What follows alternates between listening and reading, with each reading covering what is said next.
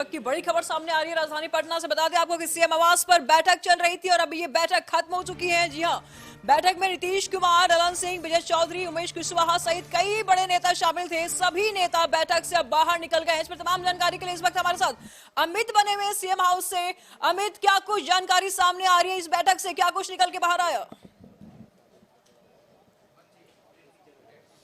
देखिए, जिस तरीके से निशु सियासी हलचल मची है और खासकर मुख्यमंत्री आवास के अंदर जब तमाम बड़े नेता जो नीतीश कुमार के बेहद करीबी माने जाते हैं, कोर कमेटी के सदस्य माने जाते हैं, वो लोग अभी मुख्यमंत्री नीतीश कुमार से मुलाकात चल रही थी और अभी अभी वित्त मंत्री विजय चौधरी बाहर निकले। लेकिन ललन सिंह, संजय झा, उमेश कुशवाहा अभी भी मुख्यमंत्री आवास के अंदर बैठे हैं।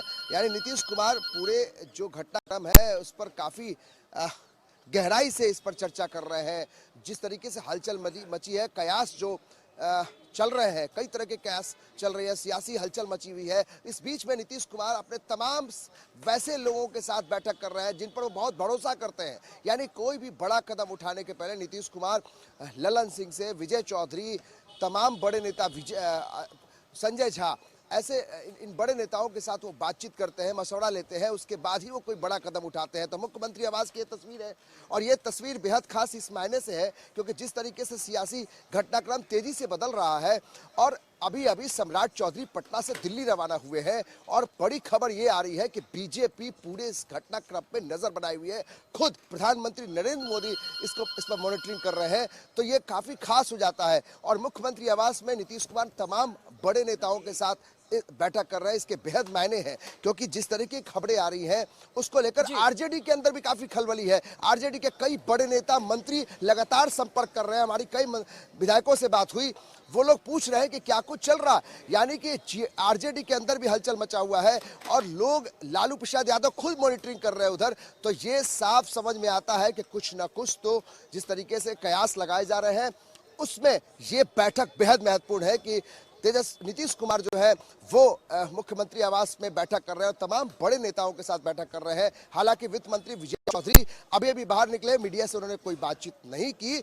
लेकिन ललन सिंह अभी भी मुख्यमंत्री आवास में, संजय झा अभी मुख्यमंत्री आवास में बैठे हैं, उमेश कुशवाहा है। तो नीतीश कुमार लगातार इस बड़े जो घटनाक्रम लगातार बदल रहा है उस पर वो गहराई से वो देख रहे हैं और बातचीत भी कर रहे हैं। तो कुछ भी आगे होने वाला है जैसे कयास लगाए जा रहे हैं। उस बीच इस बैठक के बेहद मायने हैं, सियासी मायने हैं। निशु जी जी, बिल्कुल काफी कुछ हलचल वहां पर देखने को मिल रहा है अमित। लेकिन ऐसे में सवाल ये भी उठता है कि एकाएक पिछले अगर हम 2-3 दिन से देखें तो मुख्यमंत्री नीतीश कुमार महागठबंधन के ही नेताओं को लेकर के, इंडिया गठबंधन के नेताओं को लेकर के बयान दे रहे हैं और फिर आरजेडी के नेता भी बयान दे रहे हैं। अभी रोहिणी आचार्य का ट्वीट सामने आया, उसके बाद उस ट्वीट को हटा भी दिया गया। क्या कुछ चल रहा है महागठबंधन में? देखिए निशु, ये कहानी कल से शुरू हुई थी, पृष्ठभूमि कल से तैयार हुई थी जब मुख्यमंत्री नीतीश कुमार ने परिवारवाद पर सवाल उठाया था। परिवारवाद को लेकर उन्होंने बयान दिया था और दूसरा बयान ये भी था कि जब उन्होंने इस बात की भी चर्चा की थी कि रामनाथ ठाकुर, जो कर्पूरी ठाकुर की जो सुपुत्र है, बेटे हैं, जो राज्यसभा सांसद हैं, उनसे प्रधानमंत्री ने फोन पे बातचीत भी की थी।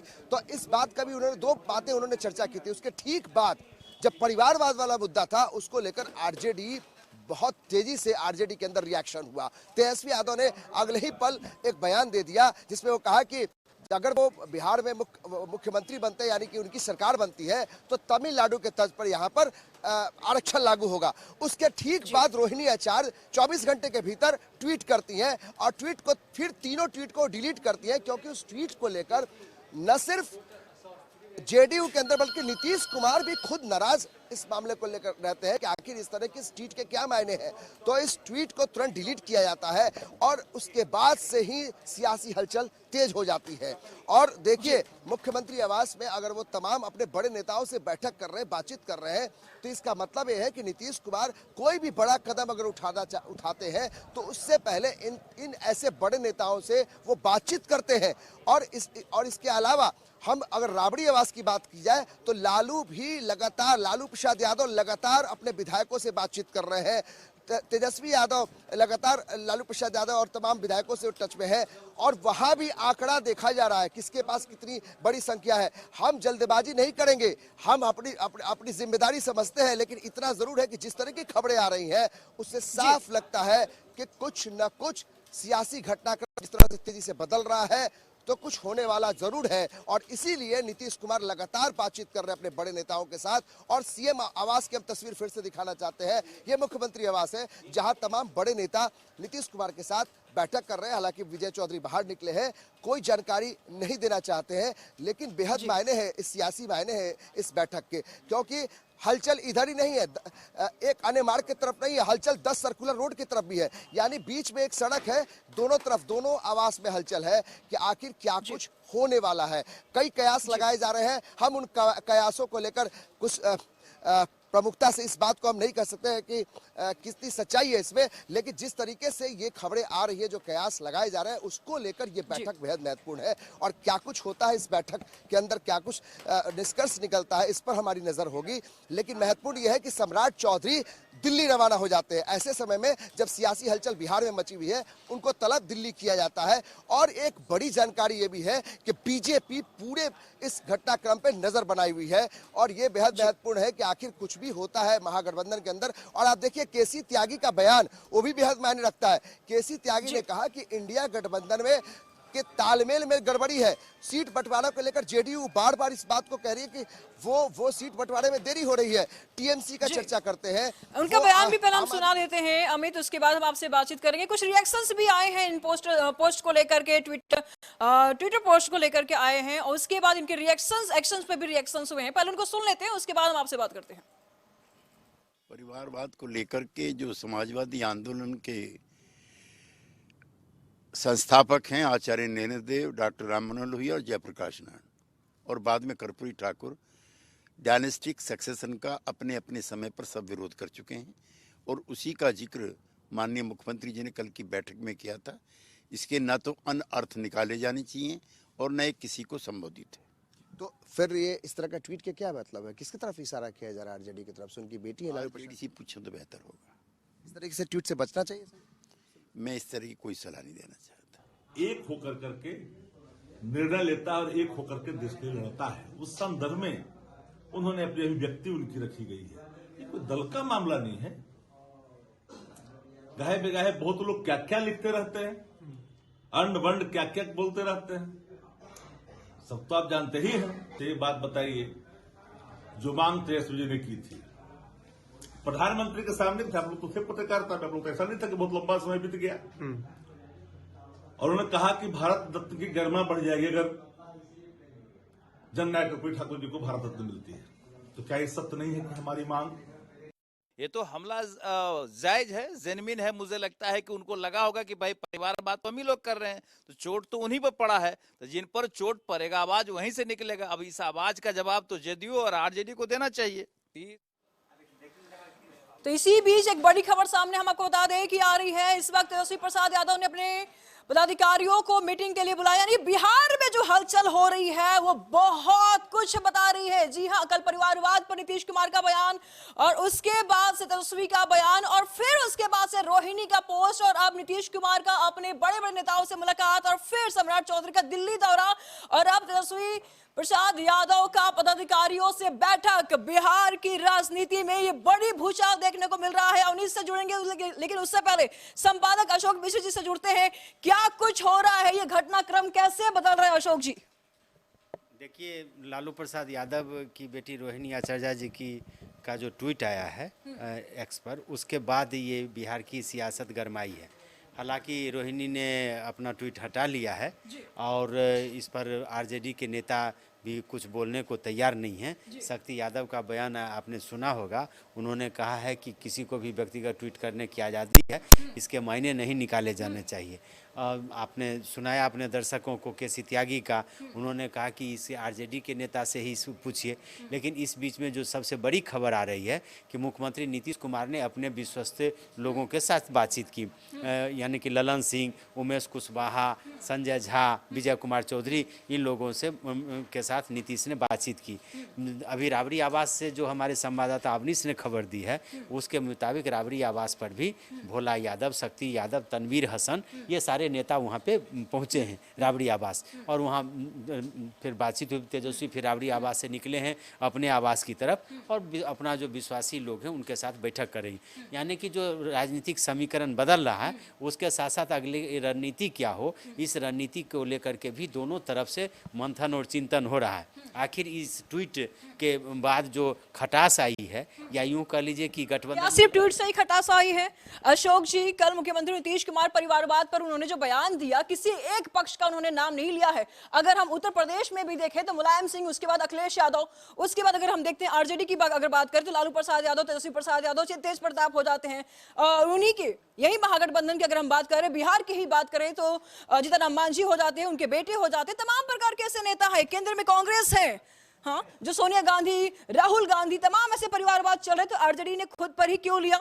उसके बाद तेजस्वी प्रसाद यादव का बयान क्या उनको कटघरे में खड़ा करने वाले बयान नहीं था? सिर्फ और सिर्फ रोहिणी आचार्य के बयान ही इतना क्यों खटकने लगा सबको? उन्होंने भी तो नाम नहीं लिया किसी का। लेकिन उन्होंने जो हमले किए हैं, आप उसको अगर गंभीरता से देखें निशु, तो रोहिणी आचार्य जी का जो ट्वीट है वो कहीं न कहीं इशारा नीतीश कुमार की तरफ है। नीतीश कुमार के बयान को अगर लालू जी का परिवार या आरजेडी ने अपने ऊपर लिया है, तब तो रोहिणी आचार्य जी का ये ट्वीट आया है।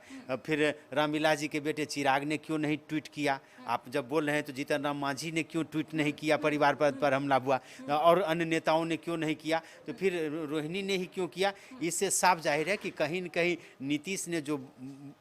नीतीश का जो बयान है या नीतीश ने जो तीर छोड़ा वह सही निशाने पर आरजेडी पर जाके लगा है, जाके लग गया। और लगता है कि यही वजह है कि रोहिणी का जो बयान आया है, जो उनका ट्वीट आया है, वो कहीं न कहीं गठबंधन में दरार पैदा करने के लिए एक बहुत बड़ा माध्यम बना है। आपने देखा होगा कि हालांकि अगर उस पर वो कंटिन्यू रहती जैसा कि ट्वीट आया था, तो हम लोगों को भी लग रहा था कि कहीं न कहीं इसमें लालू प्रसाद यादव और तेजस्वी की भी सहमति होगी। लेकिन जिस तरह से बैकफुट पर फिर रोहिणी आई है, हटाया गया है, तो इसके बाद अब क्या हो, इसके बाद कौन सा कदम उठाया जाए? आखिर नीतीश क्या करें? आखिर तेजस्वी क्या करें? तेजस्वी और लालू प्रसाद किस तरह सफाई देंगे? नीतीश अब क्या उनके साथ से बात करेंगे? इन सारी बातों को लेकर के राजनीति में बहुत कुछ होता है। राजनीति में 3 और 3 6 नहीं होता, 3 3 8 भी होता है। तो विकल्प खोजते होंगे।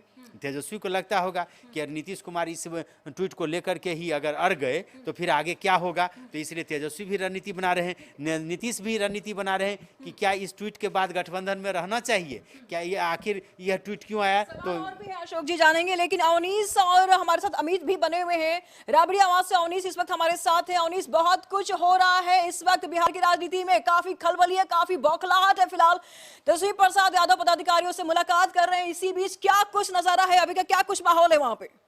हाँ बिल्कुल, देखिए काफी संख्या में जो आरजेडी के जो नेता हैं वो पहुंचे हैं। उसमें कुछ विधायक भी हैं, जिसमें जो बख्तियारपुर के विधायक हैं वो हैं, मुख्य प्रवक्ता जो आरजेडी के हैं शक्ति यादव वो मौजूद हैं, जो लालू जी के करीबी हैं तनवीर हसन जो है पूर्व एमएलसी रहे हैं वो भी मौजूद हैं, और तमाम पार्टी के जो है और भी नेता हैं। जो अमूमन देखिए लालू प्रसाद यादव जी जब भी जो पटना रहते हैं तो देर शाम में नेताओं से मुलाकात भी करते हैं। तो वो तमाम लोग जो शाम में आते हैं उनसे मुलाकात करने, तो लोग भी मौजूद हैं। लेकिन कुछ विधायक जरूर जो है पहुंचे हैं, और थोड़ी देर पहले ही मुन्नी देवी जो विधान पार्षद है वो पहुंची है, वो अंदर गई हैं। उससे पहले कई जो आरजेडी के जो नेता है वो पहुंचे हैं, और अंदर लालू प्रसाद यादव से बात हो रही है, मुलाकात हो रही है, विभिन्न मुद्दे पे बात हो रही होगी। देखिए जो हम तमाम लोग जरूर अटकलें लगा रहे हैं कि आखिर क्या सियासी चर्चाएं हो रही है, लेकिन सियासी चर्चाएं जरूर हो रही है। अमित कुछ कहना चाहते हैं? अवनीश, अमित कुछ कहना चाहते हैं, पहले उनसे सुन लेते हैं। अमित बोलिए। फातमी पहुंचे हैं मुख्यमंत्री आवास। अल्पसंख्यक समाज से बड़े नेता है, सांसद रह चुके हैं, लालू प्रसाद यादव के भी बेहद करीबियों में से एक रहे हैं, लेकिन अभी वो जेडीयू में है और नीतीश कुमार के भी करीबी हैं। अभी अभी वो आए हैं, उनसे हमने पूछा कि क्या नीतीश कुमार ने आपको यहाँ बुलाया है, तो नहीं, वहां से मिलने आए हैं। आप समझिए किस तरीके से सियासी हलचल है और मुख्यमंत्री आवास के पास जो हलचल तेज हुई है। यानी फातमी वो नेता है जो एक समाज में, अल्पसंख्यक समाज में काफी मजबूत पकड़ रखते हैं और लालू प्रसाद यादव और नीतीश कुमार दोनों के बीच के माध्यम रहे हैं, कई बार दोनों के साथ अच्छे संबंध रखे हैं। तो यानी कहीं ना कहीं देखिए कि फातमी यहाँ पहुंचे, हो सकता है कि कुछ अंदर की जानकारी यहाँ पे फातमी जब वहां पहुंचे हैं तो क्या कुछ बाहर निकलते तो पता चलता है। लेकिन सबसे महत्वपूर्ण है कि यहाँ जिस तरीके से मुख्यमंत्री आवास के आसपास हलचल मची है, लगातार नेता यहाँ पहुंच रहे हैं और मुख्यमंत्री से मिलने पहुंच रहे हैं। अमूमन ऐसा नहीं होता है, आज के दिन ये सियासी हलचल मची है। उसके बाद हम तस्वीरें अभी सम्राट चौधरी जो एयरपोर्ट से दिल्ली रवाना हुए हैं, वो तस्वीर भी अभी तस्वीरें आई है। तो ये महत्वपूर्ण है कि आखिर जिस तरीके से हलचल मची है, राबड़ी आवास पर अवनीश जानकारी दे रहे थे, वहां पे पदाधिकारियों को बुलाया गया है।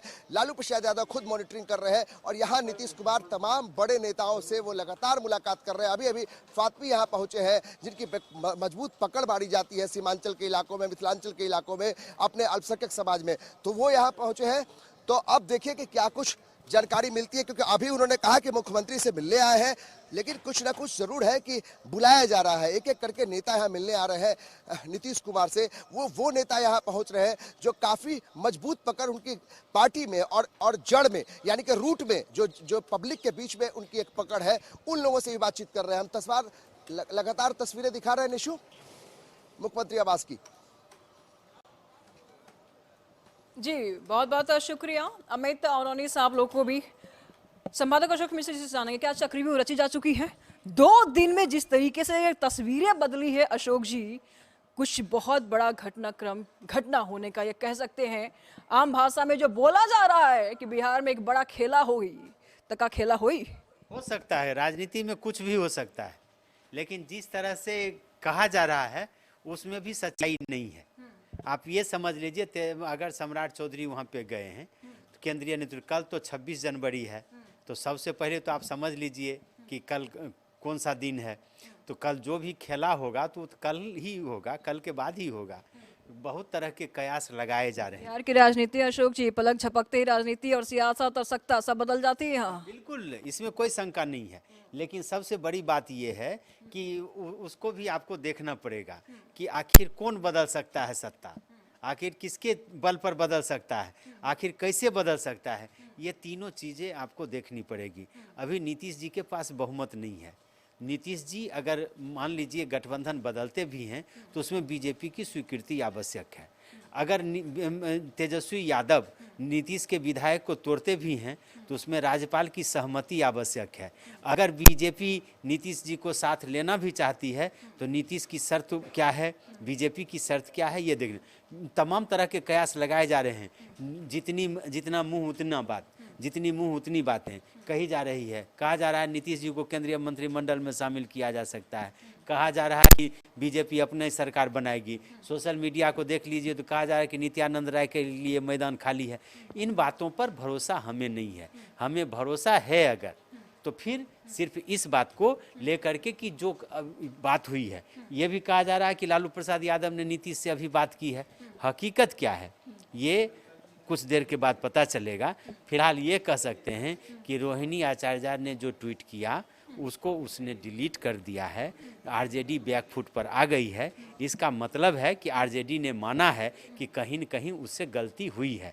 अब इस गलती का परिमार्जन कैसे हो, इस गलती में सहमति कैसे बने, इस गलती को लेकर के गठबंधन में जो दरार आई है उसको कैसे पाटा जाए और ये पाटा जा सकता है या नहीं जा सकता है, इसके लिए दोनों तरफ से रणनीति बनाई जा रही है। इस रणनीति का असर आपको दिखेगा, जल्द दिखेगा, इतना जरूर कह सकते हैं। हम बार बार कह रहे हैं कि कल के जो नीतीश के बयान, उसके पहले नीतीश कुमार को कन्वेनर नहीं बनाना, मल्लिकार्जुन खड़गे का अध्यक्ष बना देना, ये सब ऐसे कहानी का प्लॉट है ना, जो धीरे धीरे करके एक तरह से कहिए गठबंधन में दरार पैदा करने के लिए काफ़ी है। अब देखना यह है कि क्या महागठबंधन के नेता या बिहार में जो गठबंधन की सरकार है उसके सभी नेता फिर से एकजुट हो पाते हैं? क्या आपने देखा होगा कि एक सप्ताह पहले क्या खबर चल गई, फिर लालू और तेजस्वी जाके सीएम आवास में मिले। इसलिए अभी थोड़ा इंतजार करना होगा और हमें हड़बड़ी नहीं है, हम उस तरह की खबरों में विश्वास नहीं करते हैं। अगर गठबंधन टूटेगा तो सबसे पहले हम लोग दिखाएंगे, अगर गठबंधन अभी है तो है, ये हम लोग बता रहे हैं। हम लोग का काम एजेंडा चलाना नहीं है, हम लोग का काम है पब्लिक के बीच में, अपने दर्शकों के बीच में खबर पहुंचाना, और हम सही खबरें जो आ रही हैं, लालू आवास की यानी कि राबड़ी आवास की, तेजस्वी आवास की जो खबरें आ रही हैं वो दिखा रहे हैं, पल पल की रिपोर्ट बता रहे हैं, सीएम आवास में क्या हलचल है वो बता रहे हैं। हम जो हकीकत है उसकी जानकारी दर्शकों को दे रहे हैं। कहीं न कहीं राजनीति में जो कयास लगाए जा रहे हैं उस कयासों को हवा रोहिणी यादव ने दी है, और इसी का परिणाम यह है कि ये स्थिति आई है।